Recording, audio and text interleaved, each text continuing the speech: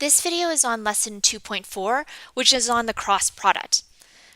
So in the last video, we had talked about the dot product, and any of the answers look like a scalar, which means that all of the answers before in the dot product was one number, like one value. The cross product isn't like that. Okay, so the cross product actually gives you an answer that's a vector. So let me show you how it works. When you take the cross of two vectors, by the way, that is not a multiplication, we call it a cross, and I'll show you how to calculate it in a little bit. So if you take the cross of two vectors, you're going to get a third unique vector, which is special because it's actually perpendicular to both of the original two vectors. So let me give you an example. If I decide to draw your vector u and your vector v, it really doesn't matter what angle is in between, but those two vectors lie on a two-dimensional plane. Okay, so they're on your screen right now and your screen is flat. Well, if you cross them, they create a third vector that is perpendicular to those two. And so if you think about it, if you take your pencil and you decide to angle it so that it's perpendicular to those two vectors, it would be coming out of your screen, right? That would be a right angle between your pencil coming out of the screen and each of those two vectors. Now, I have no idea how to draw that, so I'm just going to draw it like this, if that's okay with you. Okay, and I'll just call it W. So pretend that that blue vector is actually coming out of the screen, but there is another perpendicular one that would come at right angles compared to the U and the V, and instead of coming out of the screen, that would be your pencil literally going into your screen. Okay, and I don't know how to draw that either, and so I'm just going to draw that here. So imagine two right angles, but going into your screen. Okay, and we'll just call that Y. So I'm going to give you a little bit more of a visual down here before I start to show you how to calculate it. So we're going to use the right-hand system. Find your right hand, okay, and we're going to use what we call in Kung Fu the blade of your hand. Okay, so the blade of your right hand is where your pinky, like the side of your pinky is, all the way along the side of your hand, like your palm, towards your wrist. So I want you to rest that somewhere close to, horizontally, to the U vector, where your pinky starts here, and then this is the blade of your hand, and then your palm somewhere there, and then your wrist would be the rest. Okay, so you're holding your hand up horizontally along this black line. Now keep your thumb where it is, just sticking out, and start to curl your four other fingers in a counterclockwise direction. Okay, so you're doing U crossing towards V. Okay, now when you do that, your thumb is your third vector that you just produced. This is your W vector. Okay, so if you think about it, if you take your hand and you're curling your fingers counterclockwise, your thumb is sticking out of the screen. And so that is your perpendicular vector to U and to V. Okay, so again, I don't know how to draw that, so I'm just going to draw a vector. This is going to be W. It is perpendicular, I don't know how to draw that either, to U and V, and it should be where your thumb is, sticking out of the screen. Okay? Now that's very different if you decide to cross it the other way, V cross U. Okay, so this time, make sure that the blade of your hand is starting pinky here, along V, and then this is ending up where your wrist is.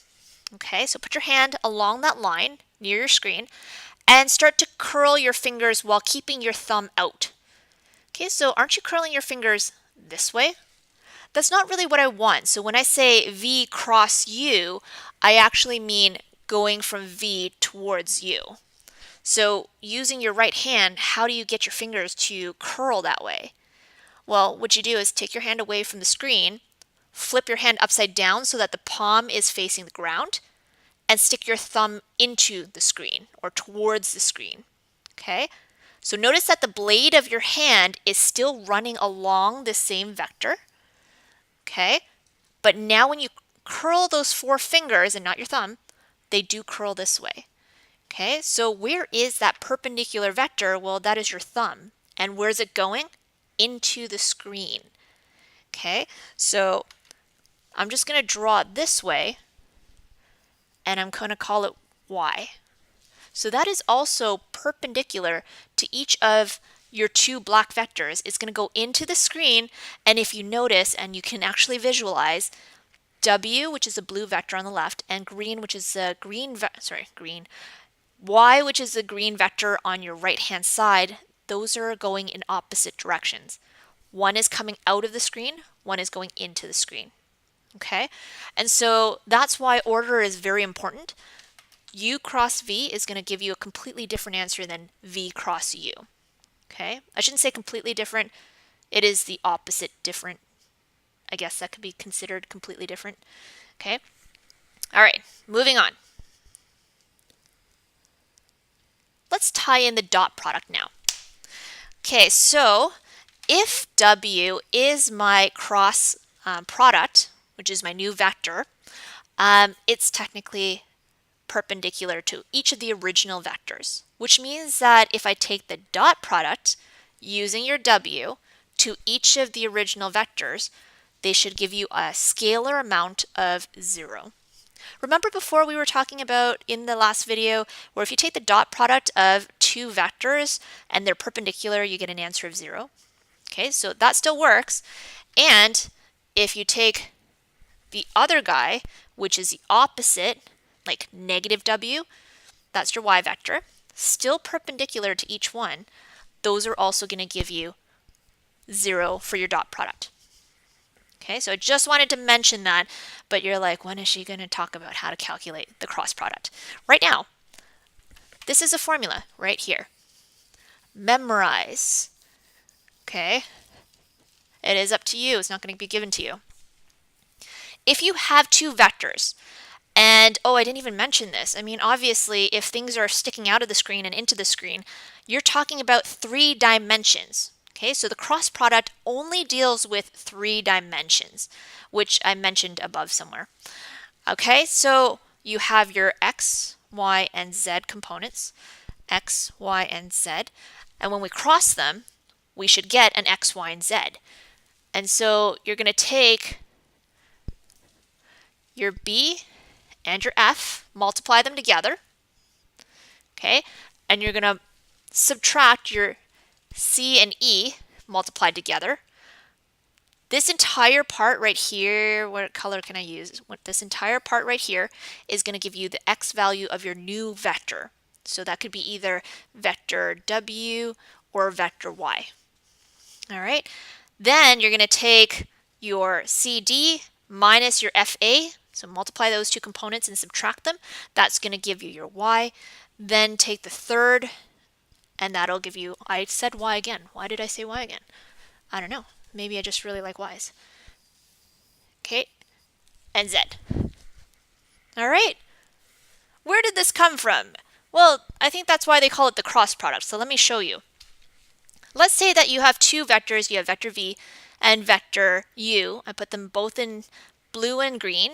Okay, and each of their components, their x, y, and z, I put into the cloud. I just happen to repeat the x components, but don't worry about it. So I've written them all below, and I'm going to show you why. What I'm doing right now is I want to prove to you the formula, or at least show you where it comes from. So the formula is in red at the bottom, and we had said that this guy right here is going to give you the x component of your perpendicular vector, which is going to be your cross product. Okay, this is going to be your y, and this is going to be your z. So how did they get that x component first of all? Well, what they did was they decided, I'm going to take the middle 4, which are these 4, and I'm just going to cross them, which I'm assuming this is why it's called the cross product. Okay, so b times f minus e times c. Then for the y component of your new vector, you're going to take the right 4, so these guys right here, and you're going to cross them. C times d, so it always goes in that like diagonal first, and then you're going to do the next one, f times a. Okay, so lastly, your z component, you are going to take the 4 from the left, okay, and then you're going to cross them, AE first, subtract DB second. Now, because you have to memorize this, I mean, like, it's up to you. Memorize it however you want. If you really want to memorize, like, all that stuff on the right-hand side, do it, I guess, but it's kind of complicated. When I used to play piano, it really sharpened up my, like, muscle memory. And so I just take a look at two vectors together. So let's just say I decide to write U and write V right beside each other. I kind of use muscle memory and I just point to whichever ones should be multiplying each other at a time. That's just how I decided to memorize it. Like B times F is going to be first minus C times E. Like you just memorize it however you want to. Okay, it's totally up to you. Be your own person. Everybody is an individual. Okay, example number 1, finally. Let's start doing examples. I'm giving you U, that's in blue. I'm giving you V, that's in green. Notice that they are in 3 dimensions because they have to make a third vector, which will be perpendicular to these two. Okay, they didn't really specify which perpendicular one, and so I can create 2. I can create a U cross V, which will give me a perpendicular vector one way, and then in the opposite direction, I'll have V cross U. Okay, so let's do one and then the other. So I did the blue first, crossing the green. And remember that we're going to use our formula. So this is my ABC, and this is my DEF. And so I'm just going to scroll back up so you can see it. Okay, so the first thing you're going to do to figure out your X is you're going to take B times F. So B is 3, F is 5. This is my BF, which is 15. And then I'm going to subtract E times C. So E is -1, C is -1, which will give me a +1. That's not what I want to write.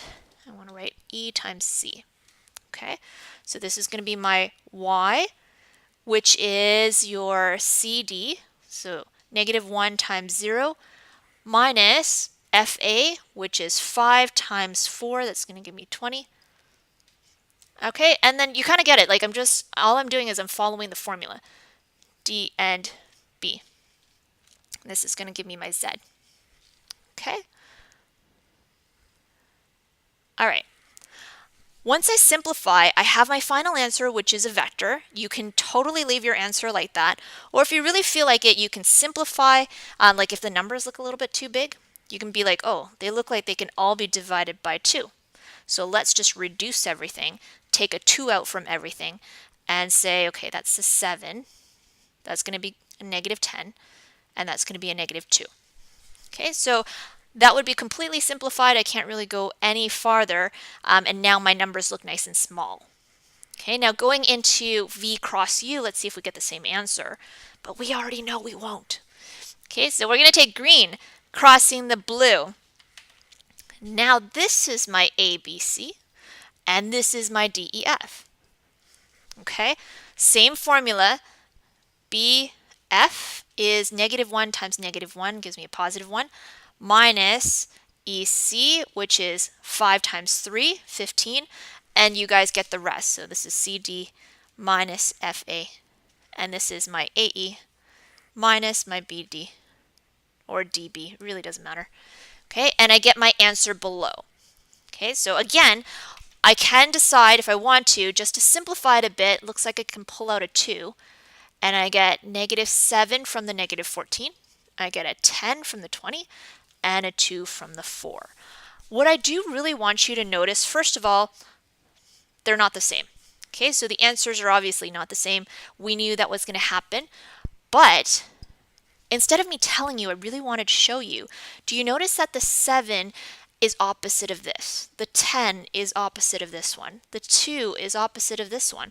And so they are opposite vectors, which we were saying before, that when you have these perpendicular vectors, you can always have one that goes out of the screen and one that goes into the screen, or out of the page and into the page. Okay, so there should always be 2 perpendicular vectors to your original vectors, and they should be opposite to each other. All right, moving on. let's get back into not components. I like the word components. Okay, so unit vectors. I don't really like saying unit vectors very much. This is your x, y, and z axis. Remember that your unit vectors are your I, your j, and your k. Guys, these are all perpendicular to each other, right? Okay, so it should make sense that if you take I and you cross j, you're going to get k, going in a specific direction. Now, if you do it in the opposite direction, j and then crossing I, you might get the other perpendicular vector, which is negative k. So I showed the math on the right-hand side in purple if you wanted to actually see the crossing of the numbers. Okay? And basically from A to F, it's just talking about all of the basis vectors crossing each other, and they get each other or the negatives of each other. Quickly going into some properties. Okay, so here are some properties. Obviously, we had already talked about that if you have U cross V, it's not the same as V cross U, but it is the opposite. When you do distributive rules, you can actually do them where you have one vector adding or subtracting another. You can take the U and distribute it in, but remember, that's not a multiply. Okay, so you're going to go U cross V plus or minus U cross W. And you have to do it in that order, that whatever you had on the outside and you crossed it with the next one, make sure that you write it in that particular order. Okay, now if you have a scalar multiplication, so that k is a constant, right? It's some sort of like a scalar quantity, and you want to multiply that in, well, figure out the answer first and then multiply it by that scalar once. Okay, not for each of the vectors. Okay, so not k and then another k. Okay, so you can either take the scalar and multiply it with the u vector first and then cross v. You can do it the other way. K multiply the v vector and then cross it starting with u and then crossing it with that that vector. Sorry. Okay, noticing that like the order obviously really matters, and so it's not going to be the same as this. Okay, magnitude. Now that we know what u cross v means, let's think about the magnitude for a second. Like, how long is this? What does that scalar quantity mean? And so notice that it is very similar to the dot product. The only difference is it wasn't a sine theta, it was a cos theta for the dot product. So they're very similar to each other. And a type of word problem that teachers can put on a test is this formula gives you the area of a parallelogram. Okay, so I'll give you two different applications. Area is one, which is shown on the right-hand side. So in green, I have two vectors, and they're crossing each other. If I were to find the magnitude, it would actually give me the area of that parallelogram. Okay, so that's one potential word problem. The other one is one that we already discussed, which was if I decided to take u crossing towards v. Okay, guys, practice it with your right hand. U going towards V, your fingers curling clockwise. Your thumb is going to go into the board. And so this would be the vector, W. When you say it's going into the paper, then you're going to say, did I say board? Sorry, I'm writing on a smartboard. Screen, paper, whatever. That's the direction of the vector. But remember, you also need a magnitude to describe the vector. So the magnitude would be the same formula as before. So you need both of those two pieces to describe that vector properly. All right, now let's take a look at an example of a parallelogram. So what we want to do is we want to find vector u cross vector v to find the exact area, okay, of a parallelogram. All right, now there's two ways to do this. I can either use a formula that I just showed you, which is this,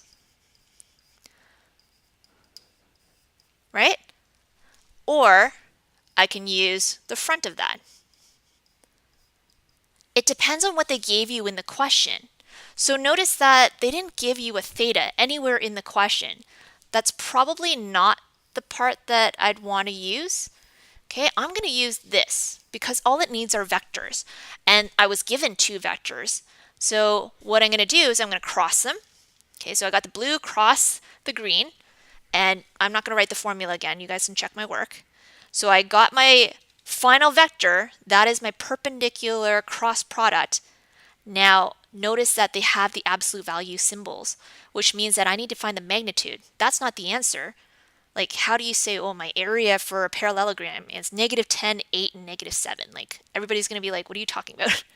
Okay, so you need a number, all right, like a final scalar amount. And the way that we do that, remember, is you take the Pythagorean theorem, right? So in brackets, -10 squared, 8 squared, and then in brackets, -7 squared. Okay, so that's going to give you the final answer of the area, which is a scalar amount of 213, I believe, units squared. Okay, so the area of this parallelogram is 213 square root units squared. Now they had also asked for the angle. You know what? I'm just going to do whatever angle and figure that out. And okay. So maybe instead I'm going to use, I totally crossed it out. Rewrite it. We're good. I'm going to use that because that's going to give me my angle. Okay, so let's scroll down and take a look. And I'm going to move down a little bit more. Sorry about that. Okay, so here's my overall formula. I want to find theta because they asked me for the angle between the two vectors. And I actually already have this part right here, which I solved before. That's the root 213. I'm going to implement that right there on the left-hand side.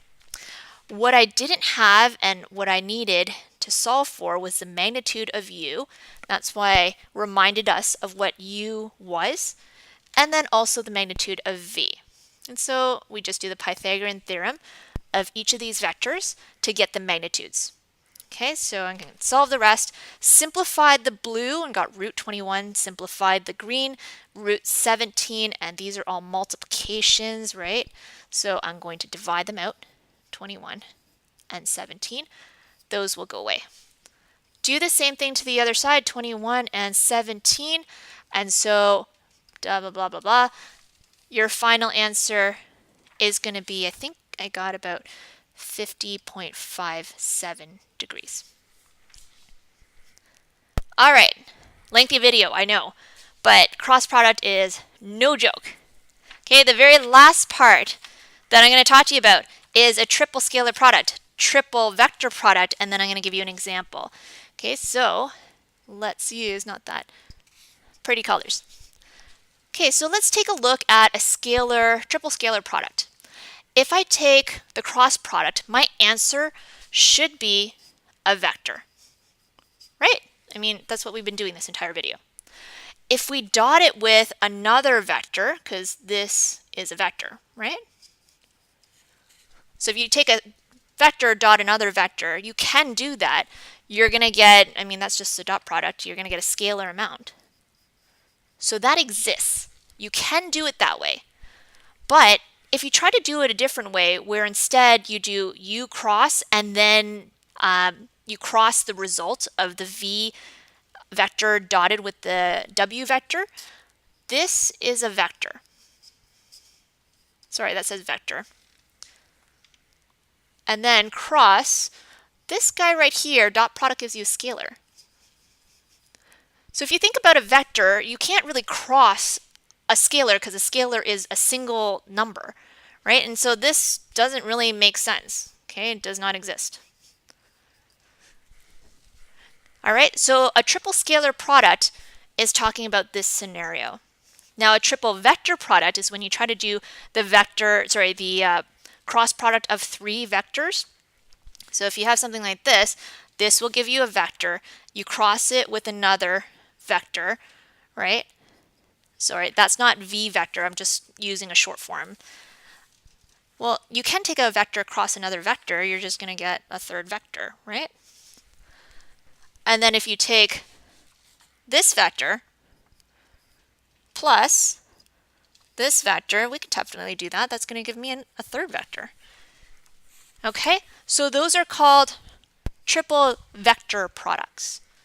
And my last example, because we haven't had enough math, that we need 8 examples.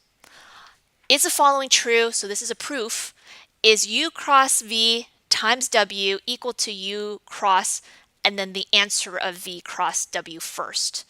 So you may use arbitrary vectors, which means that I can make up whatever I wanted to, which is what I did. I decided to take U and I just made up 1, 2, and 0. V was 0, 1, and 2, and W is 2, 1, and 0. If you want to try this on your own, definitely do that. Do a left side, right side check. And so the first part is taking U cross V first and then crossing it with W. And so at the bottom, you'll notice that I got -1, 2, and 8. So now I'm going to do the right-hand side, see if I get the exact same thing. So just keep that answer in mind. Okay, right-hand side says, what is U cross and then the answer from V cross W? And notice that at the bottom, it doesn't really look the same. Okay, so I had 1, 2, and 8, -1, 2, and 8. This one is a -4, 2, and 8.